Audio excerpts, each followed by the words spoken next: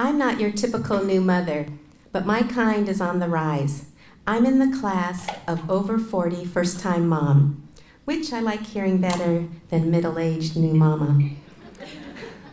Whether you've waited to have children through marriage or career first, heard your biological clock go off and then got busy, or if you're like me, tried for years and years until through science finally got pregnant, you are now a first-time mom in your 40s. But even though it took us over 40 moms forever to have children, we are not regretting anything about it.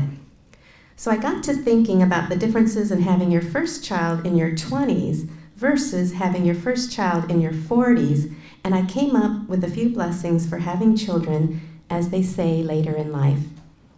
During pregnancy, when you are older, your metabolism slows down. So you, your husband, your doctor, your friends, your relatives, your neighbors' kids, and even your pets tend to watch what you eat so as to make sure you will gain the least amount of weight possible.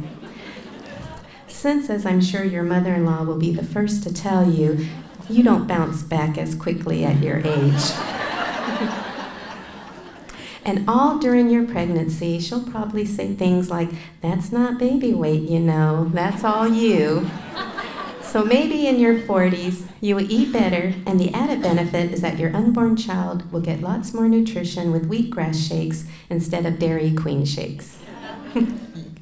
And with those dreaded stretch marks that come with pregnancy, you probably won't cry as long as a 20-year-old might, because you know you're not going to wear a crop top anytime soon.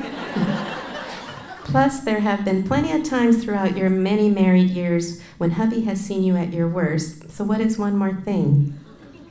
When it comes to the delivery of your baby, in my case twins, I notice that some younger pregnant women have this idea of foregoing the epidural. They want to experience all of the nuances of pregnancy, and some want a natural childbirth. We too want to experience the nuances of pregnancy, like talking to our unborn child, singing to her or him, feeling the kicks and how sweet and loving the world will be when they are born. Then when we get to the hospital and start to experience the slightest pains of labor, we suddenly want that epidural. If you've never experienced a contraction, I'll tell you, it feels like your uterus is ripping away from your insides and forcing your baby to pop out of your stomach like in that Alien movie. You want drugs. You want it as soon as you check in, before you get to the room. You're not afraid to ask for extra just in case. You never know. What if they didn't measure your baby correctly and they're off by 10 pounds? A natural delivery? Doesn't the epidural have natural ingredients? That's my idea of natural childbirth. And if I'm having twins, hell, make mine a double. Now, in your 20s, if you are the partying type, you'd have to cut back on all that partying when you have kids. Where for us over 40 first-time moms, we got all our partying out in our 20s and 30s. Back then, we didn't miss a beat and we traveled everywhere. We've partied so much now that we've been there, done that over and over and over. Plus, after the baby is born, we don't worry about everything like we would have when we were young. When you're in your 20s, you make sure their environment is, well, practically sterile. Following them around the house with those antibacterial wipes whenever they touch their noses and then a doorknob. But in your 40s, you're okay if your kids lick the floor. You're sure you've read somewhere that it's good for their immune system. They say that raising kids can keep you young. We in our 40s are all for staying young. My twins are 5, and I'm still wondering if that's really true or not. But at least we do enforce nap times. Not so much for their sakes, it's so we can take our naps. We love naps. Nothing seems as important before nap time. Whatever it is, it can wait. And it's a fact that having young kids in the home can interfere with your sex life.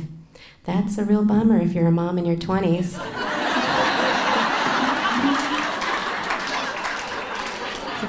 Not such a bummer in your 40s. Not sure why that is, but maybe it's because we've been there, done that over and over and over. Okay, the only negative thing I can say about having a baby for the first time in your 40s is when other people ask if this is your grandchild, Or they may say, your grandsons are so cute. Now that would suck. But knock on wood, that hasn't happened to me yet. And to make sure no one is mistaken, I plan on coloring my hair this same color until my boys get out of college, or until I'm at least 80, whichever comes first.